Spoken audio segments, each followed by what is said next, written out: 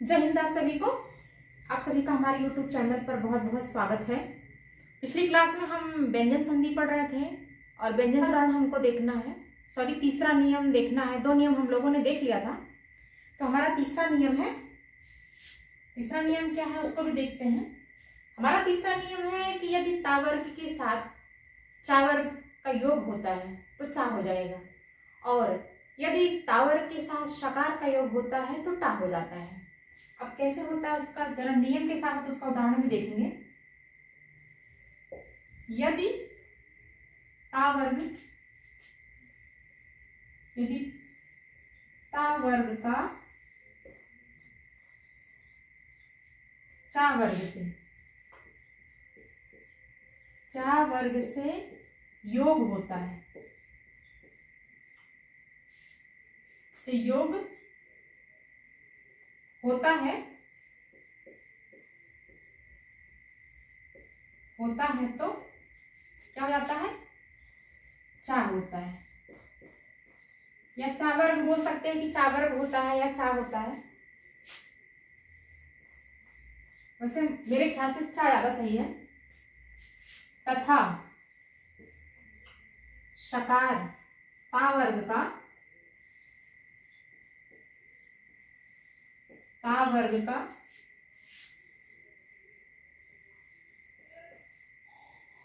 शकार से योग होने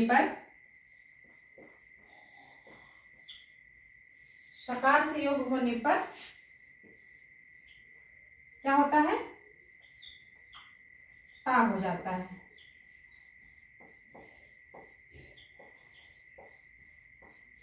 ता हो जाता है। जैसे उदाहरण देख लेते हैं। जैसे महत हो गया प्लस छत्र हो गया, तो ता वर्ग किसमें बदल जाएगा? चा वर्ग में बदल जाएगा। ये क्या हो जाएगा? चा हो जाएगा। अब दोनों की जब संधि करेंगे तो क्या हो जाएगा? महच्छत्र। क्या? महच्छत्र हो जाएगा। ये दूसरा नियम है। जैसे दृश्य प्लस ता, तो क्या हो जाएगा? दृश्य। और ता वर्ग में जब शकार जुड़ेगा, ता वर्ग में शकार जुड़ने से क्या हो जाएगा? टा बन जाएगा। तो क्या हो जाएगा? ये शकार जुड़ने पे दृष्टा हो जाएगा। क्या हो जाएगा? दृष्टा हो जाएगा। दूसरा नियम देखते हैं इसका। चौथा नियम।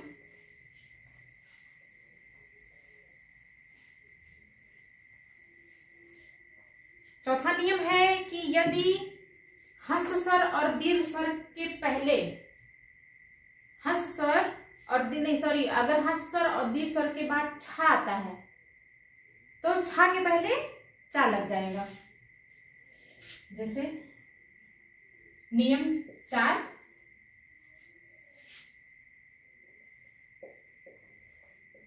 ह्रस्व स्वर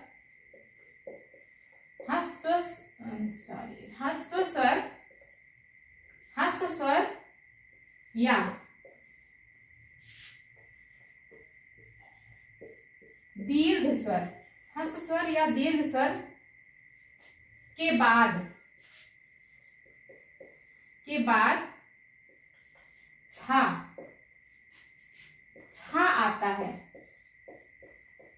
छा आता है तो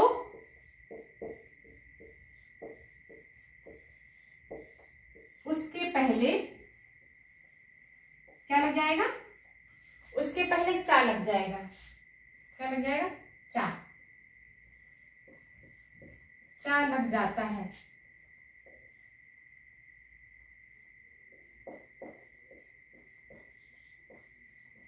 उसके पहले चा लग जाता है। यदि ह्रस्व स्वर या दीर्घ स्वर के बाद छा आता है तो उसके पहले क्या लग जाता है? चा लग जाता है। अब उसका उदाहरण देख लें तो कंफर्म हो जाएगा। जैसे अनु प्लस छेद हो गया। तो अनु में क्या है, ह्रस्व उ आता है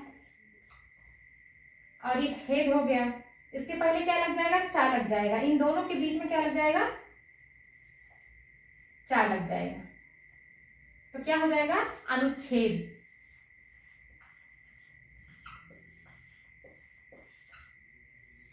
अनुच्छेद हो गया।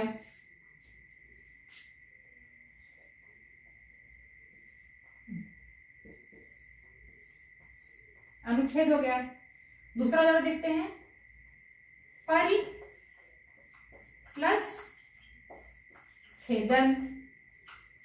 परि प्लस छेदन तो क्या हो जाएगा, परि। परि में क्या है, ह्रस्व ई है और ये छा है। इसके बीच में क्या लग जाएगा, चा लग जाएगा। तो क्या हो जाएगा दोनों का, परिच्छेदन।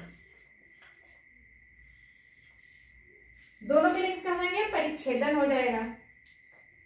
एक उदाहरण और देख लेते हैं।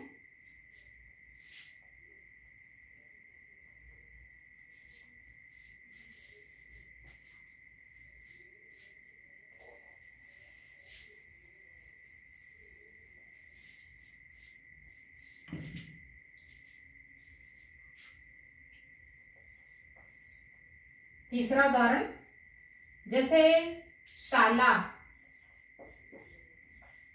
शाला प्लस छादन। छादन तो क्या हो जाएगा, शाला। शाला में दीर्घ आगे ध्वनि आ रही है और छा है, इसके बीच में क्या लग जाएगा, चा लग जाएगा। तो क्या हो जाएगा, शाला छादन। शाला छादन। अच्छा, व्यंजन स्वर में जैसे क्या होता है कि हम व्यंजन संधि को हल संधि भी कहते हैं। तो हल संधि में हम हलंत देख के पहचान जाते हैं कि ये जो है व्यंजन संधि है। लेकिन व्यंजन संधि का जो ये नियम है, ह्रस्व स्वर या दीर्घ स्वर के बाद छा आता है। तो जैसे इस तरह अगर दिया रहता है तो यहाँ कहीं हलंत नहीं लगा है, तो ये थोड़ा सा हमको पहचानने में दिक्कत होती है इस नियम में। तो इसको थोड़ा सा ध्यान दीजिएगा, ये जो नियम है कि इसमें हलंत कहीं दिखता नहीं है, तो फिर इसमें थोड़ा सा परीक्षाओं में परेशानी हो जाती है। इसको पहचाने तो कैसे पहचाने, इसको थोड़ा सा ध्यान दीजिएगा आप लोग। चौथा नियम, पांचवा नियम देखते हैं।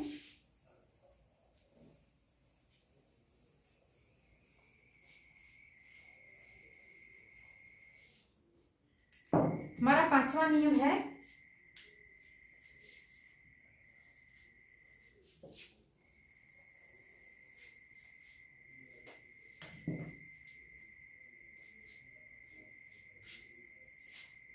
पांचवा नियम क्या है, हमारा पांचवा नियम है कि ता,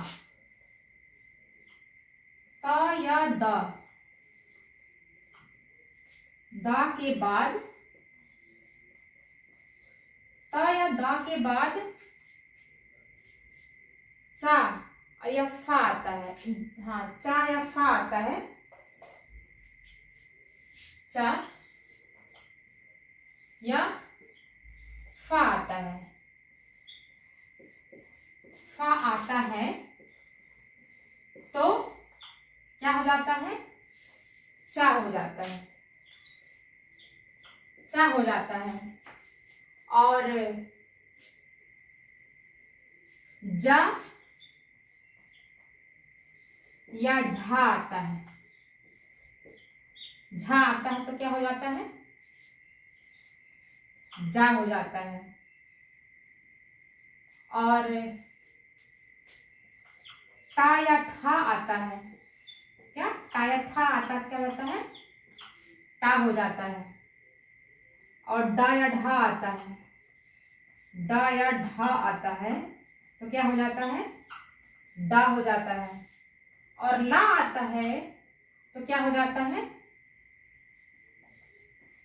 ला हो जाता है। ये इसका नियम है, पांचवा नियम है कि यदि ता या दा के बाद चा या फा आए तो चा हो जाता है, जा या झा आए तो जा हो जाता है, टा या ठा आए तो टा हो जाता है, डा या ढा आए तो डा हो जाता है और ला आए तो ला हो जाता है। अब इसके उदाहरण देख लेते हैं।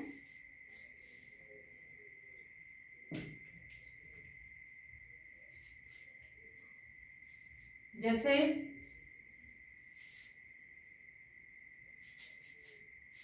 उत प्लस चारण, उसमें क्या बोला है, ता या दा के बाद, यहाँ ता आ रहा है, ता या दा के बाद चा या फाए तो क्या हो जाएगा, चा हो जाएगा।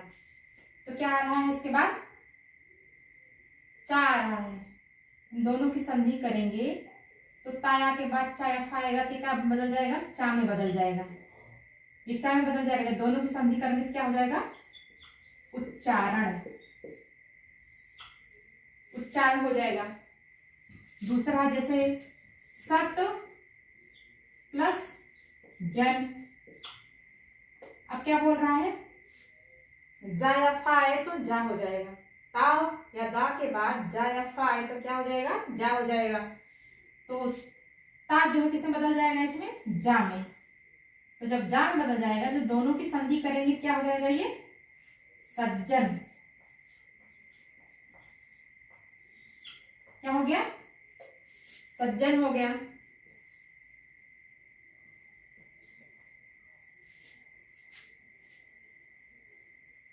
जैसे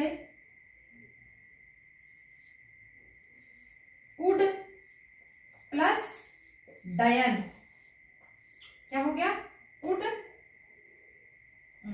उत, उत प्लस डयन। तो क्या कहा गया है, ता या दा के बाद क्या आए, डा या ढा आए तो क्या हो जाएगा, डा हो जाएगा। तो ये डा में बदल जाएगा, जब दोनों की संधि करेंगे क्या हो जाएगा, उड्डयन। ये क्या हो गया, उड्डयन हो गया। एक उदाहरण और देख लेते हैं।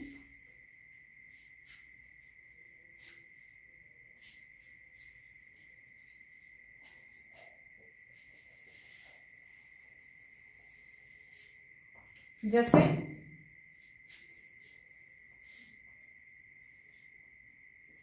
उत प्लस लास, क्या हो जाएगा, उत, ता किसमें बदल जाएगा, ला में बदल जाएगा। कि ला आएगा तो क्या हो जाएगा, ला हो जाएगा। तो ता किसमें बदल गया, ला में। दोनों की संधि करेंगे क्या हो जाएगा, उल्लास। इस प्रकार से हमने व्यंजन संधि के 5 नियम देख लिए। अभी कुछ नियम और है, उनको भी देख लेते हैं।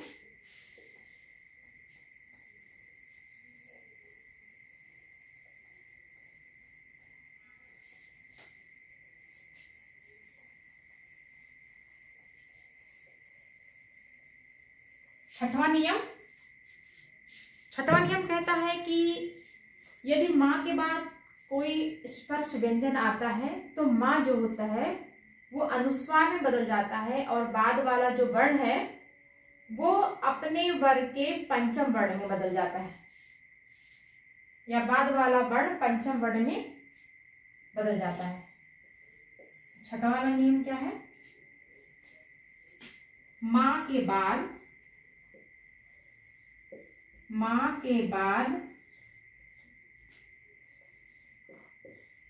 कोई स्पर्श व्यंजन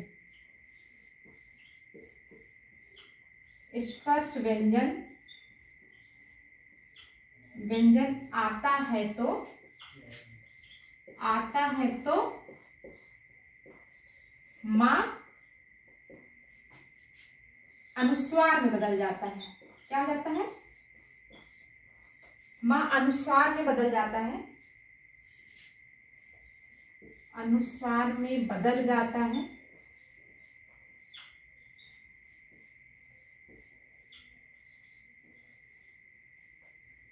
मां अनुस्वार बदल जाता है, बाद वाला वर्ण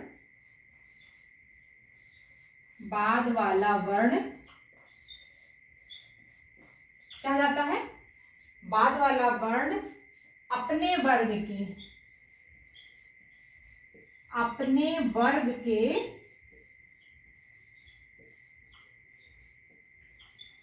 पंचम वर्ण में, क्या पंचम वर्ण में, पंचम वर्ण में बदल जाता है।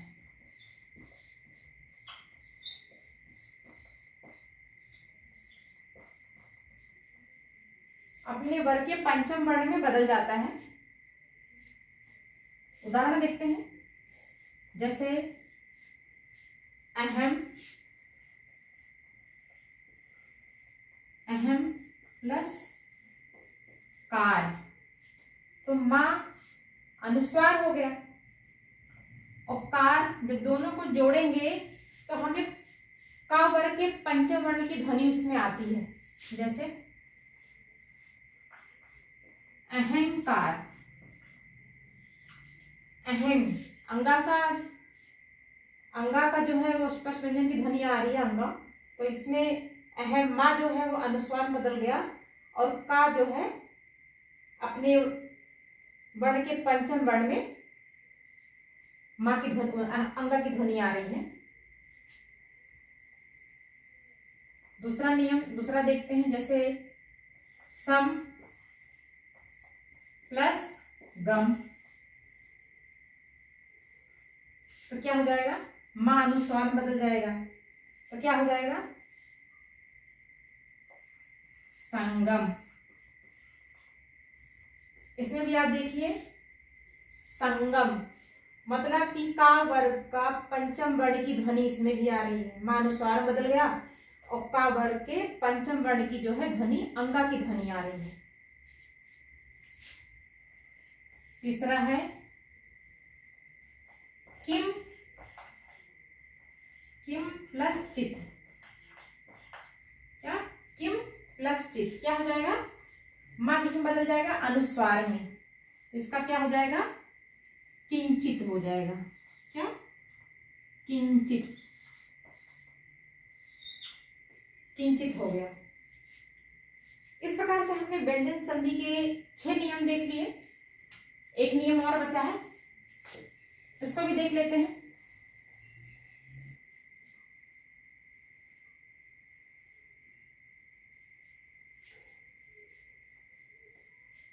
इसमें बोलता है कि किसी वर्ण के अंतिम वर्णों को छोड़कर शेष वर्णों के साथ अगर हा का मेल होता है तो हा उस वर्ग का चतुर्थ वर्ण हो जाता है, और हा के साथ जुड़ने वाला जो वर्ण होता है वो अपने तृतीय वर्ण होता है।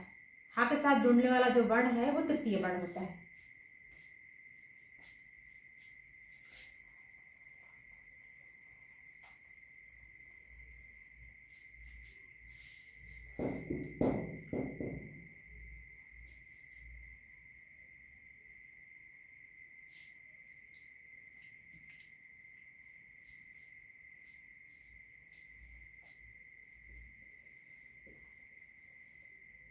किसी वर्ण के, किसी वर्ग के अंतिम, अंतिम वर्ण को छोड़कर, अंतिम वर्ण को छोड़कर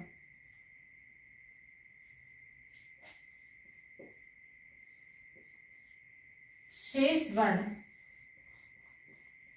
शेष वर्ण से हा का मेल, हा का मेल होने पर, हा का मेल होने पर हा उस वर्ण के चतुर्थ वर्ण में बदल जाता है। हा उस वर्ण के चतुर्थ वर्ण,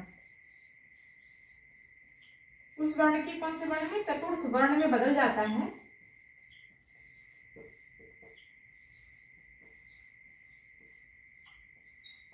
बदल जाता है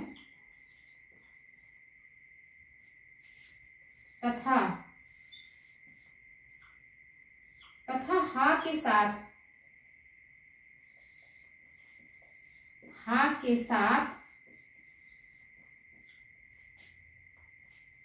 साथ जुड़ने वाला वर्ण, हा के साथ जुड़ने वाला वर्ण उसी वर्ग का,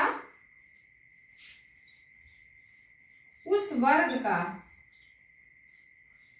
तीसरा वर्ण होता है। कौन सा? तीसरा वर्ण होता है। तीसरा वर्ण होता है। तीसरा वर्ण होता है। किसी वर्ग के अंतिम वर्ण को छोड़कर शेष वर्ण से हा का मेल होने पर हा उस वर्ण के चतुर्थ वर्ण में बदल जाता है तथा हा के साथ जुड़ने वाला वर्ण, हा के साथ जुड़ने वाला वर्ण उस वर्ग के तीसरा वर्ण हो जाता है। जैसे उदाहरण देख लेते हैं एक दो उसका।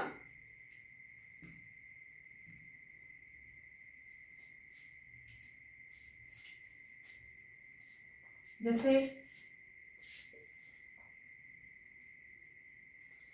उत प्लस हत क्या हो जाएगा? उत प्लस हत। तो हा है तो क्या हो जाएगा? हा क्या हो? उस वर्ण के पंचम वर्ण में बदल जाएगा। तो ता जो है, ता का पंचम वर्ण क्या होगा? ता था दा धा। धा, हा जो है धा में बदल जाएगा। और उसके बाद क्या बोल रहा? हा के साथ जुड़ने वाला वर्ण जो होता है उस वर्ग का तृतीय वर्ण होगा। यानी कि हा जब धा में बदल जाएगा तो धा के साथ जो वर्ण जुड़ेगा वो उसी वर्ग का तृतीय वर्ण होगा, मतलब दा। तो जब दोनों का जो है क्या करेंगे? संधि करेंगे तो क्या हो जाएगा? उद्धत। उद्धत होगा। उद्धत होगा। क्या होगा? उद्धत होगा। ऐसे एक और है दूसरा, उत प्लस हार। उत प्लस हार, ऐसे इसमें भी होगा। ता जो है किसमें बदल जाएगा? सॉरी, हा जो है क्या हो जाएगा? उसी वर्ग के, मतलब ता वर्ग के चतुर्थ वर्ण में बदल जाएगा। तो क्या हो जाएगा? धा बन जाएगा। अब धा बनने के बाद फिर क्या होगा कि हा जो है जिसके साथ, हा के साथ जुड़ने वाला जो वर्ण होगा उस वर्ग का तृतीय वर्ण होगा। जब हा जो है धा में बदल जाएगा तो धा का जो तृतीय वर्ण है, मतलब ता वर्ग का तृतीय वर्ण होगा वो दा होगा। तो ये क्या हो जाएगा? ये उद्धार हो जाएगा। क्या हो जाएगा? उद्धार हो जाएगा। इस प्रकार से हमारा व्यंजन संधि जो है वो कंप्लीट हो गया। वैसे क्लास करने चाहें तो बहुत लंबी क्लास हो जाती, मैंने इसलिए नियम समझा दिया, क्योंकि नियम से क्या होता है कि अगर हमको नियम याद है तो किसी भी तरह का कोई भी संधि विच्छेद करना हुआ या संधि करनी हुई तो अगर हमारे दिमाग में नियम है तो आसानी से हम उसको कर सकते हैं। इसलिए हमने जो है संधि जो था, व्यंजन संधि जो है उसके हमने आपको पूरे नियम बता दिए हैं। अगली क्लास में हम विसर्ग संधि के बारे में चर्चा करेंगे। तो आपको हमारा क्लास कैसा लगा आप कमेंट बॉक्स में बताइएगा। और अगर यदि हमारे चैनल पर आप नए हैं तो आप हमारे चैनल को सब्सक्राइब कीजिएगा, बेल आइकन प्रेस करिएगा ताकि हमारी आने वाली हर वीडियो आप तक पहुंचती रहे। आपका हमारा क्लास देखने के लिए बहुत बहुत धन्यवाद।